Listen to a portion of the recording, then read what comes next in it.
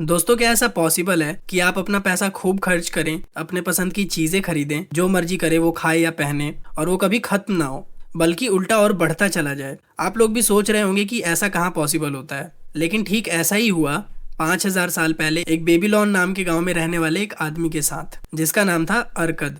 अरकद वो सारी चीजें करता था जो उसे पसंद आती थी, यानी खूब महंगी महंगी शॉपिंग करना, फैमिली के साथ बाहर घूमने जाना, अपने पसंद की वो सारी चीजें खरीद कर लाना जो उसे पसंद आती थी। लेकिन उसके बाद भी उसकी दौलत हमेशा और बढ़ती रहती थी। वो जितना स्पेंड करता था उससे कई गुना ज्यादा उसकी नेटवर्थ में इजाफा होता रहता था। अब दोस्तों, आपके मन में सवाल आया होगा कि वो ऐसा क्या करता था। सेम इसी तरह का सवाल अरकद के 3 दोस्तों के मन में भी आया, और इसी सवाल का जवाब लेने वो सीधा अरकद के घर पहुंच गए। वहां जाने पर अरकद ने उनका स्वागत किया और बैठाकर उनकी मेहमान नवाजी की। फिर उसके बाद उनसे पूछा कि आज मेरे घर आने का कोई खास कारण। तो उनमें से एक दोस्त बोलता है कि अरकद, तुम बेबीलोन शहर के सबसे अमीर इंसान हो और तुम अपनी इच्छा के अनुसार कोई भी काम कर सकते हो, और अपनी फैमिली के साथ तुम एक अच्छी लाइफ स्पेंड कर रहे हो। लेकिन हम ऐसा नहीं कर पाते। तुम बचपन से हमारे साथ ही पले बड़े हो, और ना ही तुम हमसे इतना ज्यादा होशियार थे, और ना ही तुमने हमसे ज्यादा मेहनत की है। तो फिर क्या तुम सिर्फ अपनी किस्मत की वजह से इतना अमीर बन पाए हो? इस बात पर अरकद उन्हें बताता है कि किस्मत की वजह से कोई कभी अमीर नहीं बन सकता, क्योंकि किस्मत से मिलने वाली चीजें ज्यादा दिन टिकती नहीं है। इसीलिए नसीम तालीम ने भी कहा है, what comes by luck often goes away by bad luck very suddenly. इसका मतलब कि जो चीज हमें लक की वजह से मिलती है वो जल्दी ही चली भी जाती है। जैसे कि जब किसी की लॉटरी लगती है तो कुछ टाइम के लिए वो अमीर जरूर हो जाता है, लेकिन कुछ सालों बाद उसकी हालत दोबारा पहले जैसी हो जाती है, और वो दोबारा फिर से वही काम करता नजर आता है जो कि वो पहले किया करता था। और ऐसा देखा भी गया है कि लॉटरी जीतने वाले लोगों में से 70% लोग अगले 5 से 10 सालों में दोबारा गरीब हो जाते हैं। तो अरकद उन्हें बताता है कि मैंने अपनी वेल्थ अपनी मेहनत से अर्न की है, और इसकी शुरुआत तब हुई थी जब अरकद पहली बार एक अल्गमिश नाम के मनी लैंडर यानी साहूकार से मिला था। उस साहूकार ने मनी से रिलेटेड एक बहुत इंपॉर्टेंट रूल अरकद को सिखाया। उसने कहा, every gold piece you save is a slave to work for you. Every copper it earns is its child that also earns for you. If you would become wealthy, then what you save must earn, and its children must earn, that all may help you to give the abundance you crave.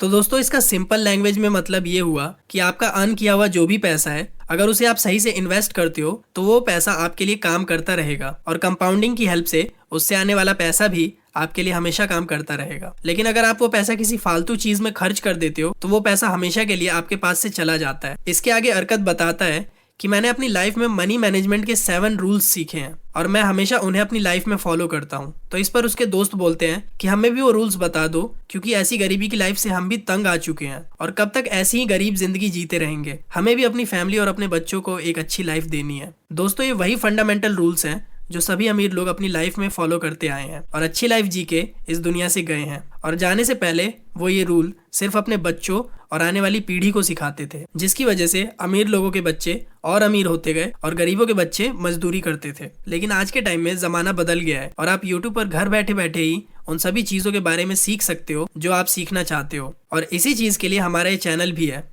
हमारा main motto यही है कि हम आप सभी तक finance और money से रिलेटेड वैल्यूएबल लेसन्स आसान भाषा में पहुंचाते रहें। तो अगर आपने अभी तक इस चैनल को सब्सक्राइब नहीं किया तो चैनल को सब्सक्राइब जरूर करें, और वीडियो को लाइक करने से ये वीडियो और ज्यादा लोगों तक पहुंचकर उनकी हेल्प कर सकती है। तब तक हम अपनी स्टोरी को आगे बढ़ाते हैं। तो अरकद उन्हें 7 दिन में 7 रूल बताने का वादा करता है। तो पहले दिन वो बताता है कि मेरे अमीर बनने की जर्नी में मैंने सबसे पहले ये सीखा कि मेरी सैलरी का एक हिस्सा मेरा हो सकता है। तो इस बात पर उसके दोस्त बोलते हैं कि सिर्फ एक हिस्सा क्यों, पूरी सैलरी ही आपकी है। तो अरकद बोलता है कि नहीं, क्या हम बाजार में सब्जी लेने जाते हैं तो उन्हें पैसे नहीं देते? जो कपड़े हम पहनते हैं, क्या उसके पैसे हम दुकानदार या बनाने वाले को नहीं देते? तो इसी तरह हम अपनी सैलरी का कुछ हिस्सा अपने मकान मालिक को भी देते हैं, और इस सब के बाद मंथ के एंड में तुम्हारे पास कुछ नहीं बचता। तो तुम्हारी सैलरी तुम्हारी नहीं, इन सभी लोगों की हुई, और अगर इसी तरह चलता रहा तो तुम भी इन सभी के लिए सिर्फ गुलाम बनकर रह जाओगे। तो दोस्तों, अगर आप मंथ में 1000 रुपए कमाते हैं और उसमें से सिर्फ 900 रुपए खर्च करके 100 रुपए बचा लेते हैं, तो मंथ के एंड में आपके सारे पैसे खत्म होने के बाद भी आपके पास वो 100 रुपए सेव रहेंगे, और पूरे साल में ये 1200 रुपए हो जाएंगे। और इसी तरह आपको कभी अपना पर्स खाली फील नहीं होगा। और इसके बाद वो सारे दोस्त अरकद के घर से चले जाते हैं। फिर दूसरे दिन जब वो सभी वापस आते हैं तो उनमें से एक दोस्त पूछता है कि मैं अपनी सैलरी में से कुछ सेव ही नहीं कर सकता क्योंकि हमारे एक्सपेंसेस बहुत ज्यादा हैं। तो अरकद सभी दोस्तों से पूछता है कि किस किस का पर्स मंथ के एंड में खाली हो जाता है। तो सारे दोस्त हाथ उठाते हैं। फिर अरकद बोलता है, लेकिन तुम सभी की सैलरी तो अलग अलग है, किसी की कम किसी की ज्यादा, तो फिर सबका पर्स खाली कैसे हो जाता है। इस पर वो सभी दोस्त कुछ देर सोचते हैं और उन्हें खुद ही समझ आ जाता है कि जैसे जैसे हमारी सैलरी इंक्रीज होती है वैसे ही हमारे एक्सपेंसेस भी बढ़ जाते हैं। इस पर अरकद उन्हें बताता है कि हम अक्सर जिसे जरूरी चीजें समझते हैं वो हमारी इच्छाएं होती हैं और इन दोनों के बीच का फर्क अक्सर लोगों को पता नहीं चल पाता। तो अब अगर आप अपनी सैलरी को 1000 ना मान के 900 मान लें और 100 रुपए कहीं सेव करके भूल जाएं तो भी मंथ के एंड में आपका पर्स खाली हो जाएगा, लेकिन वो 100 रुपए